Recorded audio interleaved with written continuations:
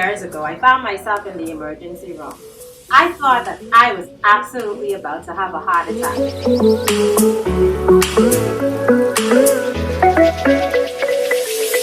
was like opening doors for interviews because now Amy was like one of the first magazines to be right in the country when we started.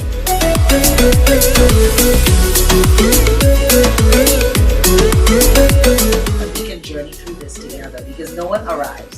We just come to a place of mastery, and then there's always something else in our life that we're working on, and so we don't.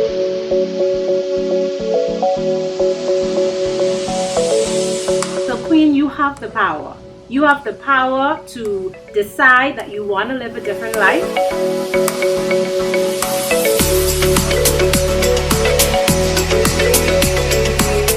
Welcome to another episode of Empowering Queens TV. Empowering Queens TV is designed to help women become more confident and to learn how to claim what's rightfully theirs. I'm Duquesa D Dean, your host, in studio today, along with our amazing co-host and guests. Today's show will focus on pregnancy, miscarriage, and body shaming that occurs once a woman has given birth.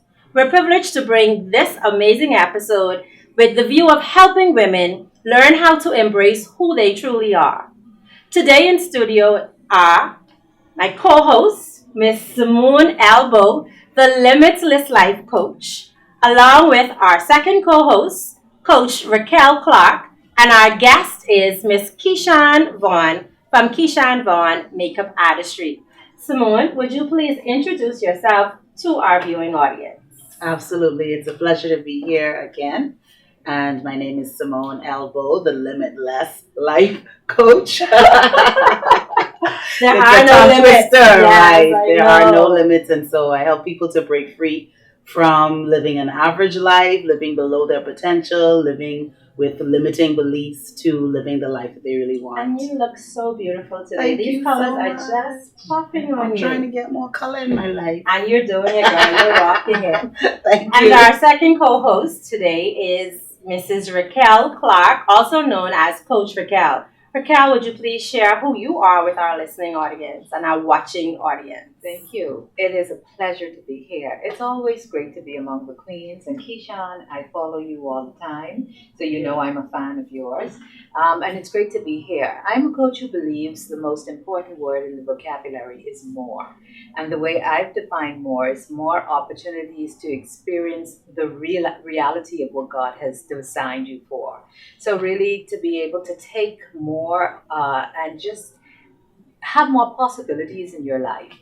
And it's a work that I'm passionate about. It's a work that I enjoy. Great.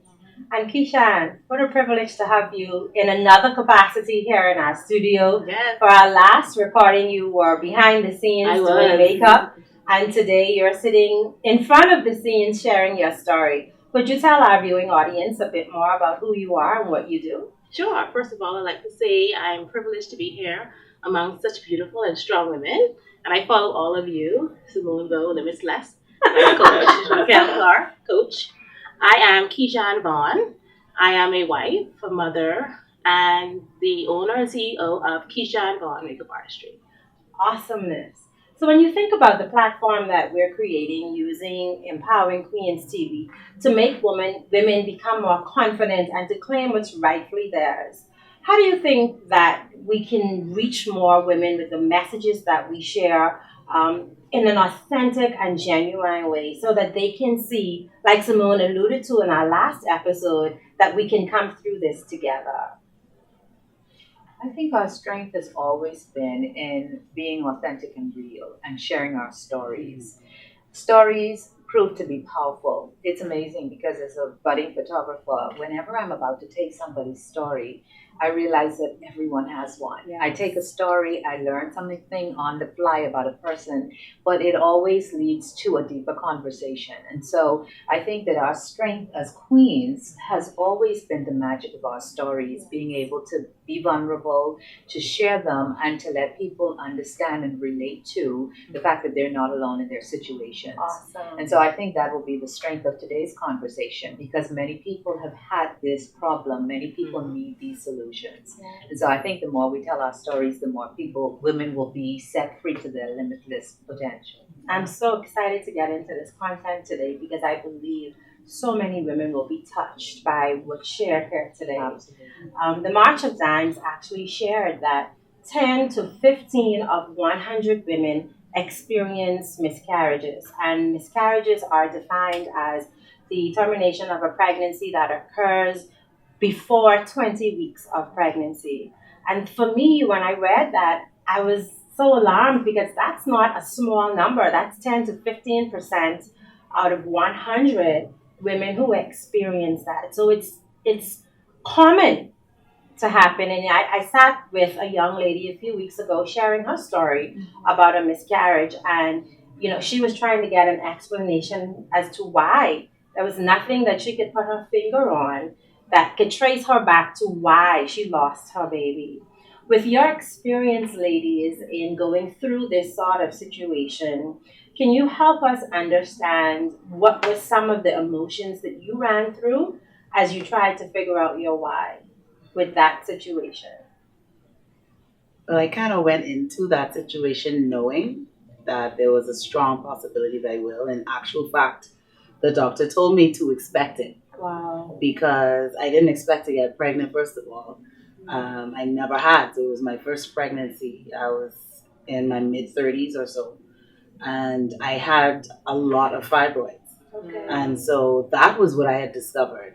And so I was in preparation to get those dealt with, to get them removed, and discovered I was pregnant. I was like, what? So first of all, it was like, how did that happen? Right. After all of these years, I'm in the midst of all of these, this other situation that was going on. So the appointment that I actually had to deal with the fibroids ended up being this pregnancy conversation.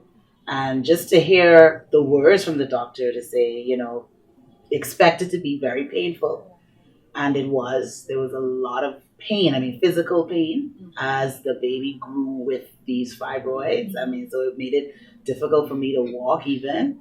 And just a lot of discomfort all the time. And then she said also, expect that you will not carry this baby. And so that was in the States. So when I came back home and I went to my regular doctor, he also, as the baby started to grow, he also said, well, we really don't even know how you're going to give birth to this baby if you go full term because of the positioning of the fibroids. So if I were to give birth naturally, there were fibroids there. If they were to do a C-section, there were fibroids there. So it was a very scary time, first of all. And then, the emotions are, you want to have the baby, you want to have a healthy baby and all of that. It's just a lot going on. And so you just end up really being in survival mode. Let me just take care of myself. Let me take care of this growing child and then see how I can move along with whatever these predictions are. And in my 5th month is when my water broke.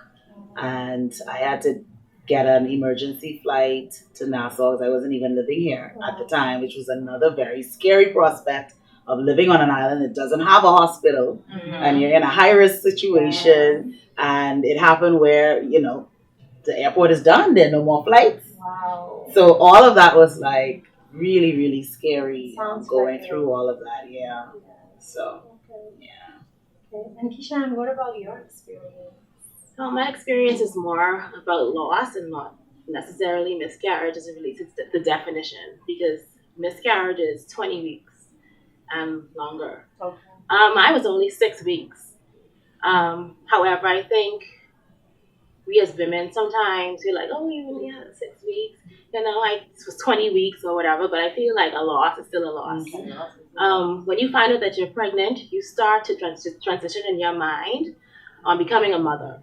And for me, I'm a very passionate person as it relates to anything. And so you go full in, like 100%, you're there, okay, I'm going to be a mother. And losing your baby doesn't even come into your mind. It doesn't come into play when it relates to knowing that you're about to have a baby, because you don't think about loss. And so it was rough when I lost the baby because I really wanted it. I think at first it wasn't a planned pregnancy, but once you find out, you start to become in love with the idea of being a mother. And so I lost that pregnancy, and then I got pregnant again, and within my marriage, and any loss or miscarriage that happens prior to a pregnancy is hard. I was pregnant 11 months ago, and it was hard. It was difficult to actually try to enjoy the pregnancy because I was always in tune with what was going on inside. If the baby was kicking too much, why is the baby kicking so much? If the baby wasn't kicking enough, why isn't the baby kicking?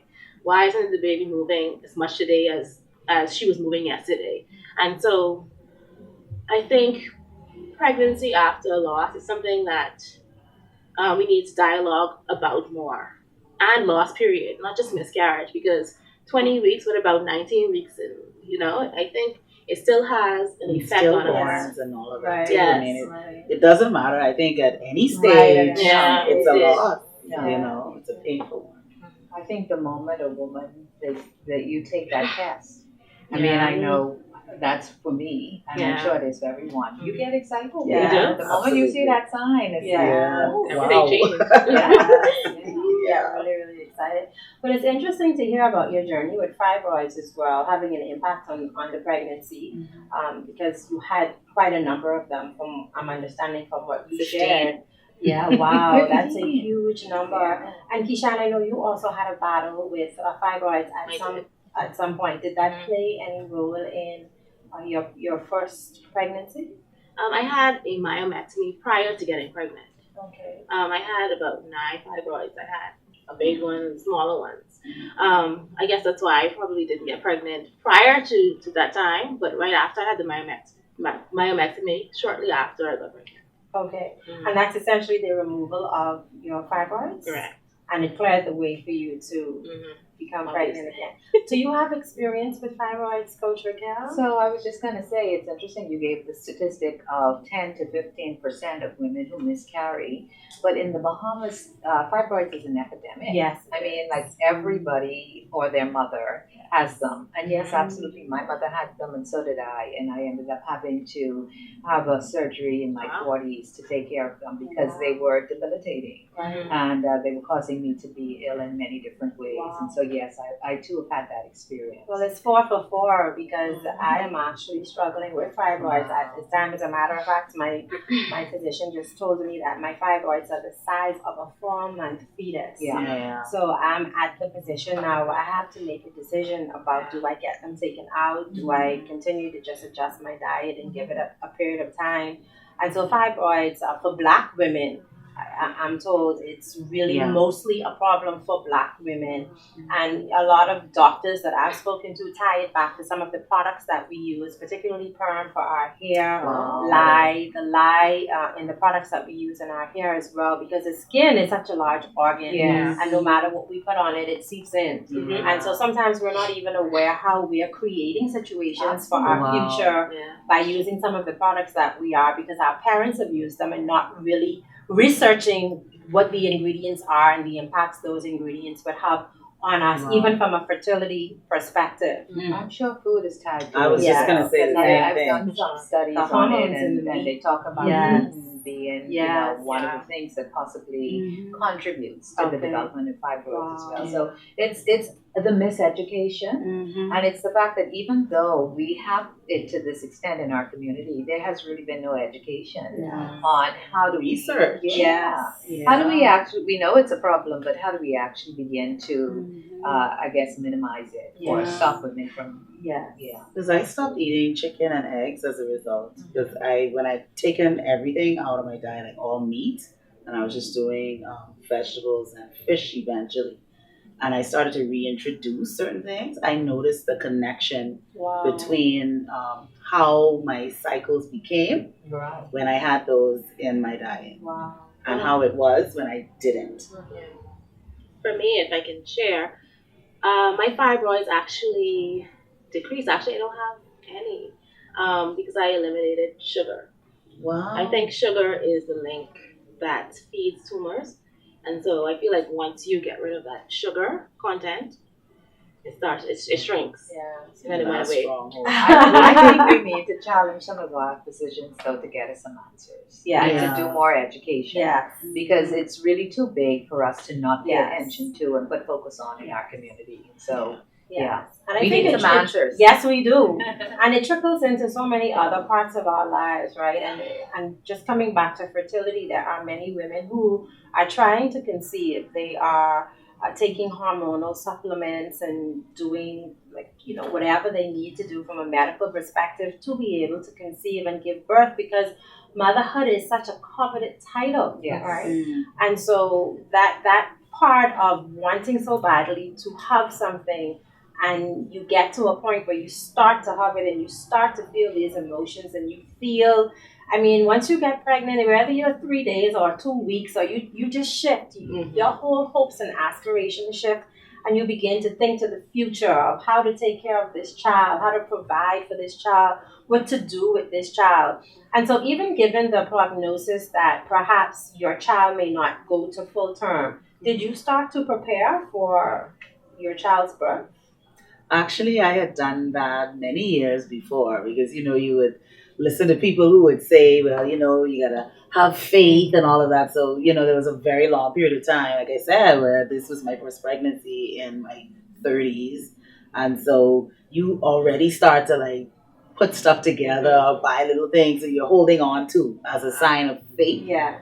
And so, you start thinking about how your life is going to change, how you're going to accommodate this other person, and how, you have to shift in your thinking how that is going to all pan out, and the things in your life, the other responsibilities that you have, and how all of them will be impacted with this entrance, Right. and so it does play a huge part on your psyche and on your emotions, and just the expectation, and so no one ever expects that you're going to lose it, yeah. And what were some of the challenges that you had with once you had your first loss? What were some of the emotional challenges you faced, Keishan? The challenges came when I got married and we were trying to conceive, and it became hard. And you start to question, okay, am I ever going to experience motherhood? Because that's something that I really, really wanted to experience. And you would see other women and pregnancy, and I always would look at a woman and look at the growth that was their tummy, and it's like such a miracle. It was always something that I wanted for me. I was like, oh, and I always used to say, and maybe that's what played a role too, I can't imagine myself pregnant. And there's power in your words, I feel, and so maybe that had something to do with it. But it was a challenge, because it's just, I guess, getting pregnant, and while being pregnant, not being able to feel that enjoyment and that excitement. You didn't feel safe? No. Okay. I always felt like, okay, if I lost one, I could perhaps lose this one. Like, what makes it different? Okay. And so I was hanging on every day. You go to the bathroom, you check yourself constantly. You're constantly in tune with what's going on. Okay. And so that was really the challenging part for me. Okay. And Coach Raquel, how would you define guilt? What definition would you put on guilt? It's funny, because we use words like guilt and shame, and they all have a root, right? So there are usually two things that create our emotion. It's either love or fear. Yeah. And so guilt is really an extension of fear. Okay. And guilt really is associated with I didn't do something I should have, or I'm blaming somebody else when I know the truth is that they didn't do it, they didn't cause it. Right. And so guilt is really us trying to make sense of what it is that happened, what took place. And, we always have to go through the emotional cycle of loss. And the first thing is shock. Yes. And the realization. The second thing is guilt. And just come into terms with why, what caused it, what part did I play in it, and how could I have, what if I had? So many what if I had. And the truth is that it's it's just something that we have to kind of let happen. We have to go through that, and we have to be able to talk ourselves eventually through the fact that, you know what, this happens. Okay. Bad things happen, babies are born. There's a reason, and sometimes we won't always understand it, but we have to eventually get to a sense of acceptance, which is another stage Right. in the grief cycle. Right. So I think it's just realizing that that's natural and normal. To feel guilty, to feel like somebody contributed, to feel like they're, it's just a normal part of the grief. Did you feel guilt as a result of what you went through? I mean, even knowing the doctors giving you just like little possibility of having a live birth, like when you miscarried, did you have a sense of guilt? No, I didn't really have guilt because I knew that because of the circumstances that it was Yeah. imminent. Okay. And if it didn't happen, then it would have been a miracle. Yes. And so I didn't really struggle with guilt per se. Okay. No. What about you, Keisha? Did you have any guilt? I'm glad that you mentioned it because it kind of slipped my mind. With loss, there is tremendous guilt.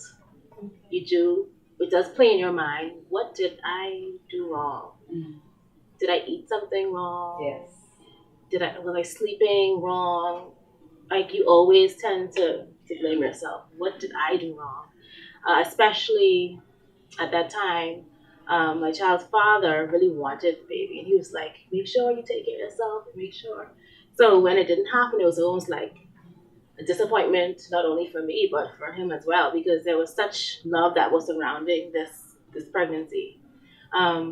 And two, when I went to a checkup with my second baby, I think the doctor had said, if you had done a certain thing that maybe would not have lost. And so that was like stabbing. Right. Mhm. Right. Like nobody ever told me, the doctor didn't tell me, if I had done X, Y, and Z, take some type of injection or something like that, Mhm. then, I could still kept my baby. No, it's funny now that you mentioned that, and I'm Mhm. thinking, I think what I felt afterwards, I don't even know if it's guilt, but then afterwards, you just feel like you're damaged goods. Okay. Like you can't do this thing that is supposedly defining womanhood. Right. Yeah. Yeah. And that's And actually, almost worse than guilt. Mhm. Because that was another question I wanted to talk about during our interview, because so many women, when they don't conceive by a particular time, it's like pressure, because you're not a woman unless you were able to have a child or to give birth. But is that really true? No. Is that really true? No. So where does that pressure come from that says I'm nothing if I can't give birth? Where does it stem from that says if I'm not a mother, or if I'm not if I'm not able to conceive and carry a baby to full term? Like, what's at the root of that? I think it's a lack of the conversation. A lot of people don't talk about their loss. They don't talk about miscarriages. They don't talk about the challenges that they're facing within their marriage to conceive. And I think that's where it stems from. Like you have to be, they almost give the picture like, oh, I'm pregnant, and that was the story. That's the story. There's no background. Oh, I lost three. I have 3 losses, or I had such a challenge, or I was doing IVF or some other type of procedure to get pregnant. So the conversation is lacking, and so I'm glad that we're here having this conversation, so women understand that they're not the only ones. That there was loss before there was actually pregnancy, or birth, life. It's funny because that I think would be helpful, but if you ask what is the root, it's the expectation, right? It's societal expectation. I was gonna say that. Society puts a lot of pressure. And so I had infertility problems. I have one kid I had before my marriage. I got married at 29, and I could not conceive. And it's funny because when you have a kid already, I guess that takes some of those pressures off of you. Yes. But I can assure you, over the period of the first 5 years, we'd go places and people would be like, "What's up?" That's exactly. My father-in-law, every now and again, he had that meeting. It was almost a formal meeting where he wanted to know why I wasn't giving him offspring. So the expectation that married people are going to have children, should have children, and if you don't, You are Right. damaged. What's wrong with you? Mhm. But and almost feeling as if somebody got the short end of the stick, typically the man, because he married a woman who's incapable of producing Yeah. a child. Wow. And people would say those insensitive things, Yeah. constantly. And they'll look at you and they'll say, well, okay, you got to be a certain age, a certain stage in life. You don't have children? Mhm. Like, what's wrong with you? That's a tremendous know, amount of pressure. It is a lot of pressure. And so people will tend to put you in several boxes. Either, you're in the career box and then you're too driven to have a child, you're not focused on being a family person. So people start to label you, even not knowing your story or your pain or your struggle or Right. what you're going through, or continuing to think about or having to resolve and process for yourself to get to a point where this thing is not debilitating your life and the way that you see yourself.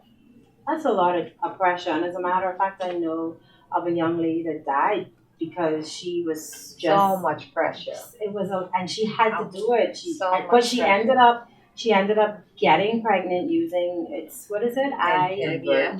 IVF, and vitro she was along the way of her pregnancy. And one day she was at work and she fell out, and that was just the end of that. She got sepsis for some reason, and she passed away along with her 2 babies, right? I thought about her all yes, morning. yes, and I think we're talking about the same person.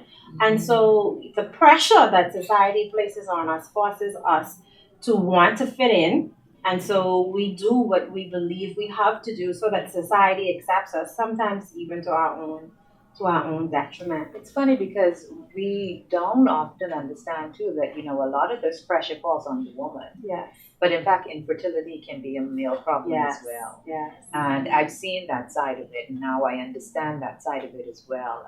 But it is just this ideal that we're trying to reach, that if you're married, this is where the baby should come from.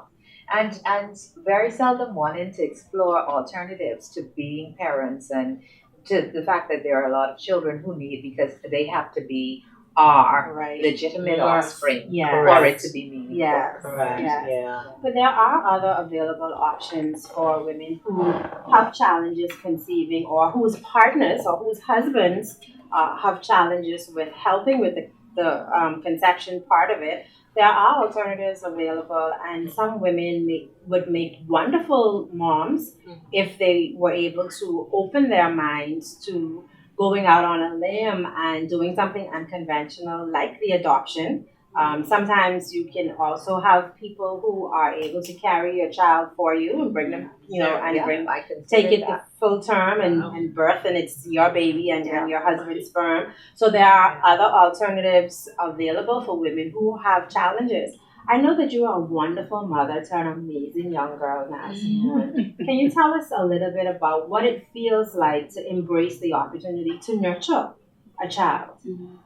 I was just having this conversation actually with someone last night, as a matter of fact. And they were talking about, it's a young lady, and she was talking about not wanting to date someone who had children. And then in the course of that conversation, she was saying how her mates who she's dating now, his children really take to her and have really gravitated to her and even call her mommy and everything else. And these are children that she's not given birth to. And we had this conversation that sometimes people are a vehicle to get children into the world, but anyone can parent. Yes. And so for me, this journey of having a baby in my life, from she was 5 months old to now, has been so transformative. And for me, no one can tell me that I'm not her mother. Right. And I didn't give birth to her, but everything else, sitting up at night and going through illness and sitting in the doctor's office, and I'm more traumatized with her getting her shots and everything else. And leaving her at school and all of that, and they be like, go away, and she's telling me bye, and the teachers are like, oh, you need to go, just go, so I'm grateful. So you have the joys. I do. I have the moments. I have the moments where we, even at her young age, and we've fallen out with each other because our philosophies aren't the same. She is seeing the things that the things that I want to see my way, and she has things that her way. And so it's very interesting to and I'm learning to just enjoy every stage of that, as she continues to grow. And I'm watching, even with the immediate family and other people, everybody has an opinion. And they're like, oh, just let her be a baby. And then you go and the doctor says, well, she's not a baby. So get rid of that baby magic and all of that other stuff now.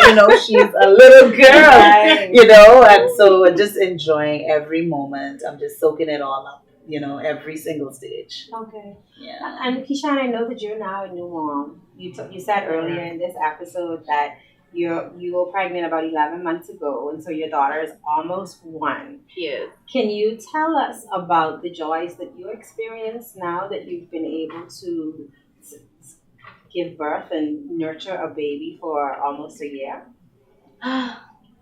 Giving birth is the ultimate blessing. It is wanting her for so long and even giving up at some point. We consider it adoption.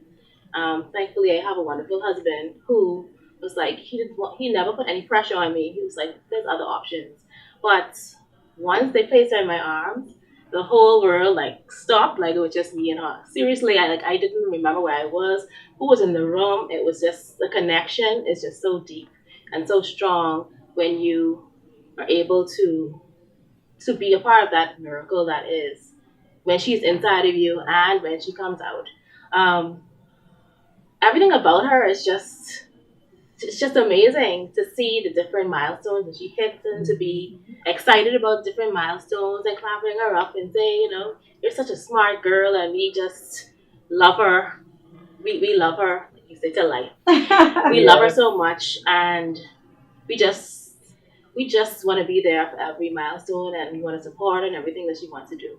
And so motherhood is just a beautiful, magical thing. Absolutely. And I don't want to forget the fathers. Mm-hmm. And so I remember you sharing that before you got married, and your son is so handsome. Oh, thank you. You had your son. And so you now have a family where your husband, your son, you kind of all coexist, and he's helped you to raise your son. Absolutely. Can you tell us a little bit about the journey of that walk for you and for your son? Absolutely. So when you become a new mother and you're a single mother, you think you had fears being pregnant. The fears just begin. Because then it's the fear of, can I raise this child alone? The fear of not wanting to repeat the vicious cycle of life that you've seen in your family, all of these fears. And so I needed a husband, quick, fast, and in a hurry. So I moved out and prayed, and thankfully God answered, gave me a husband to raise my son. He came with a daughter. And so we ended up being an instant family, kids the same age, a son and a daughter, both 3 years old. And we just celebrated 20 years of marriage. Awesome. Our kids are 25. Wow. So I think that answer, having a husband, a man to raise a son, first of all, is absolutely necessary. And my husband turned out to be such an awesome father. So he was the one who did school runs and raised the children in the car. But I always tell that story that he did such an amazing job. And so the love that those two men have for each other is extraordinary. I don't understand it all of the time, but I admire it every day. And it's to the point that my son actually feels a responsibility to take care of his dad. Wow. So Mike was away for a week. He came back on Thursday. And Trace cooked the meal. I didn't cook the meal. He made sure there was a cooked meal for his father. So it was a beautiful thing that we were able to find him when we did, and that he was able to play such an important role. That's really great. So I just want to get your advice for women who are watching Empowering Queens TV. And first, Simmone, I'd like to get your advice. Your advice on steps that they can take to become a mom, using non-conventional ways, and how to embrace that journey, and that they are enough regardless of the fact whether they gave birth or not. So I'd like to hear your advice to them. Sure. Well, anyone who knows me knows that I've always been a mom, that I've always been a nurturer. Mm-hmm. And so it started off, I think, in my home with my niece. and growing up, and she was always just attached to me. I was 14 years old. Kel probably will Yes, remember. I do. She was everybody's I do. child with her Yes. big cheeks, right? Mhm. And so she was probably about 2 years old when we were in school together. And so I always grew up with her, and then just other people as I taught. I've been a school teacher and everything else. And so people would gravitate to you and have connections. And I think people see you as a mentor. And so for me, even though there was always that void of not having my own children, I've always been able to mother. And so for me, that's been like a saving grace and a comfort for me as I move through life, that I would still exhibit motherhood to the people that needed it most. And I've had some people who have told me that I'm the only mother they really know, that I do more for them than their own birth mother and things like that. And so for me, it gives me a great sense of joy and accomplishment. Even though sometimes, you look at other women and you look and men who, and that unconditional love of a child that will just run up to you and put their arms around your neck. That's mommy, that's daddy. There's nothing that will take that feeling away. And so even when you are mothering other people's children, sometimes in the back of your mind, you're like, well, they're still going to go and run off to their natural parents and all of that. And so my encouragement to people who are going through those things is to, first of all, find your own peace with yourself, to understand that you are not damaged, that you are exactly the way God created you to be. And if you are not to walk in that way as a giving birth mother, that there are still ways that you can show love in deep, meaningful ways to another human being. And there are lots of human beings out there that need a tremendous amount of love, and a lot of young people, more than we can even embrace. And so I would just encourage them to not think ill of themselves, to not think ill of that station in life, because there's a different purpose for you. And once you embrace that and walk in it and be open, you'd be surprised to know what will come into your life and how you'll be able to exhibit that motherly love that we all have. It's nothing that is taught.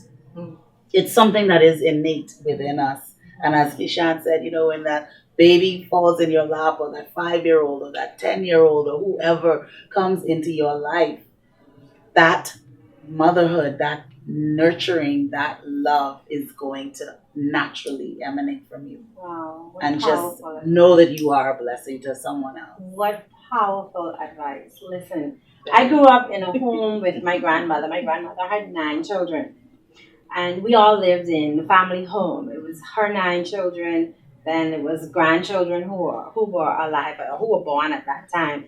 And I used to be so annoyed because my grandmother nurtured so many other people. Like, there would be other people that she parented who lived in our home, who she fed before she fed us. And so it was like, wow, this woman had the capacity to love a community. And the home was known as a house of love, essentially. And so people would naturally gravitate to the home. So I love the advice that you gave, and that there's so many people out there in need of love, right?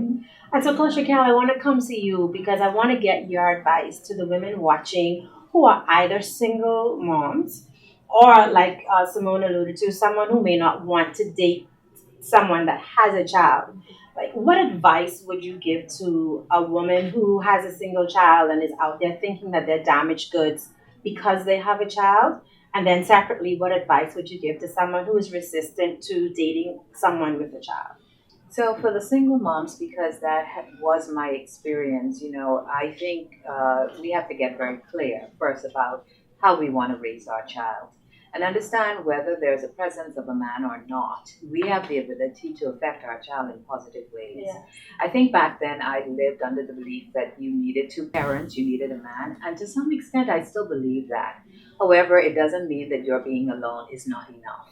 So recognize that there are things that you can begin to do, and be very clear about how you want your child to be. And that's I remember that being my first awakening. I didn't want certain things to be repeated in the cycle to be repeated, and so I made up my mind that I needed to be able to teach him manners and respect. I needed to be able to make sure that he wasn't spoiled.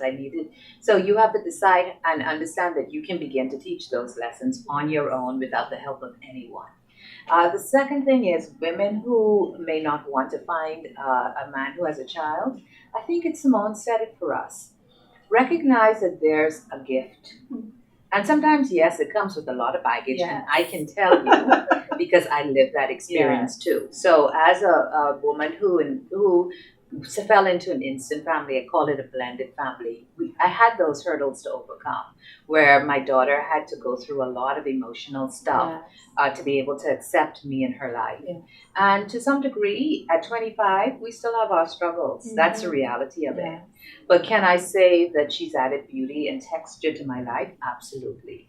Can I say that she's made me a better woman? Absolutely. She's the daughter that I always wanted. I always wanted a daughter. I had a son already. And so I think if we can accept that there is a gift and nothing is, I believe this, nothing is happenstance. If God brought you to it, there's a reason and there's something for you to learn and there's something for you to give. And so be more accepting because you may find that your life opens up in ways that you could not anticipate and that it becomes richer. Awesome. Yeah. Wow, I'm touched. And so, Keishan, for you, I'd like for you to give advice to women who have experienced loss, whether that's at 2 weeks, at 6 weeks, at 20 weeks, or who have to give stillbirth or in stillbirth situations. What advice would you give them to try again? Well, for me, God was always at the center of everything. And like Raquel said, life happens how it's supposed to happen. When you experience a loss, I know going through the loss, it's hard to hear those words that, hey, life is happening how it should happen. But you just have to keep trying, keep trying. And I feel like you have to remain connected with God and continue to pray because sometimes motherhood in that form is not for you. Giving birth may not be for you. Yes. Being a mother in other ways may be the door that God is trying to push you to and you can't see it because you are so obsessed with the notion of giving birth. Yeah. If you are married and you feel like when you talk to God, He's saying that you're going to be a mother. Just have patience. Just have patience and be kind to yourself.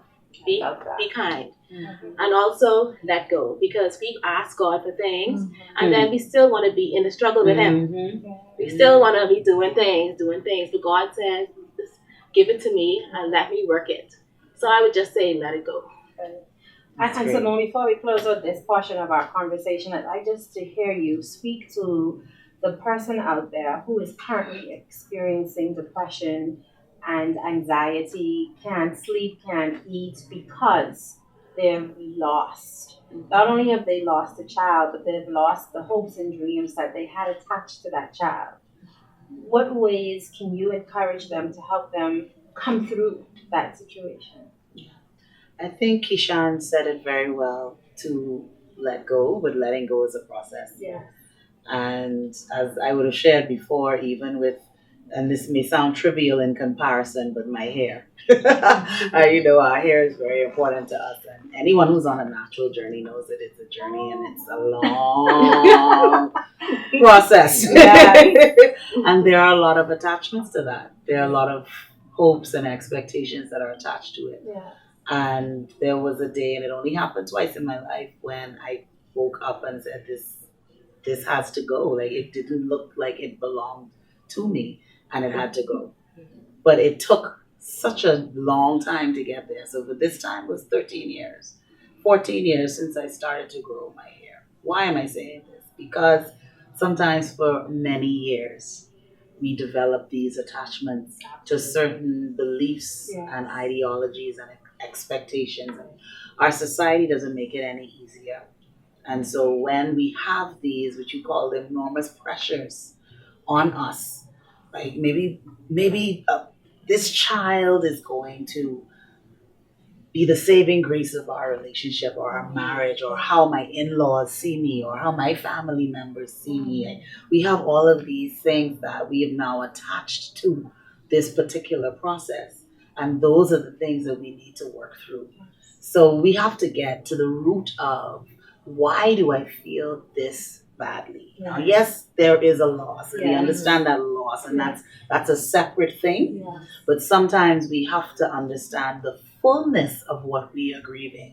It isn't just the loss of a child, but it is the loss of other things that have been attached to that child. So whether it is status, whether it is a sense of fulfillment, whether it is a sense of adequacy, whether it is a sense of I am enough because I was able to have a child. Like, what is it that you have attached that you need to really work through? Thank you, Queens, for tuning in to this episode of Empowering Queens TV. In our next episode, we will continue the conversation on pregnancy, miscarriages, and body shaming.